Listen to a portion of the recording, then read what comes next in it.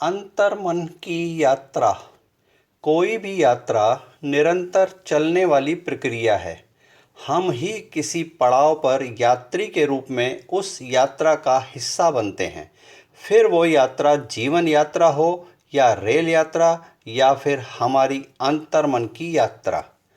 और फिर किसी पड़ाव पर हम यात्रा से अलग हो जाते हैं। जीवन यात्रा से हम मौत के द्वारा अलग किए जाते हैं। रेल यात्रा हमारे गंतव्य आ जाने पर पूरी होती है, पर जीवन यात्रा हो या रेल यात्रा हमारे बाद भी निरंतर अपनी गति से गतिमान रहती है। इन यात्राओं के दौरान हमारी कई अपनों से दूरियां तो कई गैरों से नज़दीकियां बनती हैं। हमारी अंतर्मन की यात्रा भी ऐसे ही खट्टे मीठे अनुभवों के साथ अपने 200 पड़ाव पार कर चुकी है। 17 मई 2020 से मेरे स्नेह आमंत्रण पर कई मेरे अपने मेरे सहयात्री बनते चले गए। आज हम YouTube पर चैनल के माध्यम से प्लेलिस्ट पर 8 किताबों के द्वारा अलग अलग विषयों का गहन अध्ययन करते हुए अपने अपने उलझे हुए विचारों को सुलझाते हुए साफ और शुद्ध करने का प्रयत्न कर रहे हैं, जिससे हमारा हृदय और अंदर की भावनाएं भी निर्मल होती हैं। विचारों की अभिव्यक्ति वाणी का सहारा लेकर भावनाओं से भीग के ही तो बाहर आती हैं, और रिश्ते या संबंध भावनाओं के ताने बाने से ही तो बुने हुए होते हैं। चूंकि किसी भी विचार पर मत भिन्नता सहज ही मानवीय प्रकृति है। विचार, स्वभाव, भावनाएं ही तो व्यवहार बनकर जिंदगी जीने की पद्धति सिखाते हैं, और वही हमारे कर्म बन के अपनी अपनी पद्धति के सांचे में ढल के हमारी शख्सियत को आकार देते हैं, और वही शख्सियत हमारी पहचान बन जाती है। हमारी असल पहचान रंग रूप की खूबसूरती से नहीं बल्कि विचारों की सुंदरता पर आधारित होती है।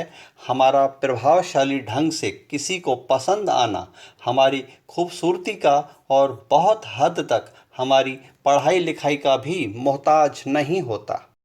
अंदर की गहराइयों में उतर के अंतर्मन की यात्रा के यात्री अपनी अपनी दिलचस्पी और पसंद के आधार पर चढ़ते उतरते बदलते रहते हैं। हालांकि हमारी विचार यात्रा अगला पड़ाव आने के पहले चंद मिनटों की ही होती है, केवल उतने मिनट जितने एक पानी के गिलास को घूंट घूंट पीने में लगते हैं। उतनी देर में तो विचार विमर्श किसी निष्कर्ष पर पहुंच के पूर्ण हो जाता है, पर कई सहयात्री उतना समय भी व्यर्थ गंवाना मानते हैं। तो विचारों का पानी कितना भी साफ व उपयोगी क्यों न हो, पर ऐसे यात्रियों के दिमाग के उल्टे गिलास में तो भरा नहीं जा सकता। फिर भी बिना किसी दुर्भावना या वैमनस्य और नाराजगी रख के हमारी यात्रा में सबका हृदयपूर्वक आग्रह के साथ हमेशा स्वागत है। व्यक्तिगत मेरी तो मान्यता है कि विचार भिन्नता के बावजूद एक दूसरे के प्रति मान सम्मान की भावना रख के यात्रा को मधुर और यादगार बनाया जा सकता है। वैसे अफसोस के संबंध आजकल नफ़ा नुकसान की गणित से निभाए जाते हैं।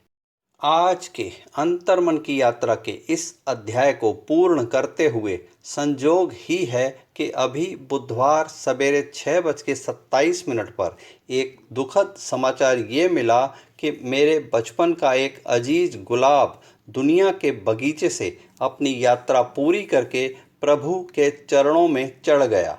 प्रभु उन्हें अपने हृदय कुंज में स्थान दे।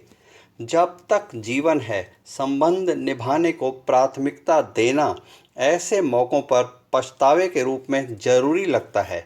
जरा जरा सी बात पे किट्टा बुच्चा करते रहने से क्या हासिल। इसी भावना पर आधारित किशोर कुमार के एक मार्मिक गीत के अंतरे से आज के अध्याय को विराम देता हूँ। खुशियों के हर फूल से मैंने गम का हार पिरोया, प्यार तमन्ना थी जीवन की, प्यार को पाके खोया। अपनों से खुद तोड़ के नाता, अपनेपन को रोया, अपनेपन को रोया। जब तक मैंने समझा अपना क्या है, अपना रूठ गया, अपना रूठ गया। जब तक मैंने समझा जीवन क्या है, जीवन बीत गया, जीवन बीत गया।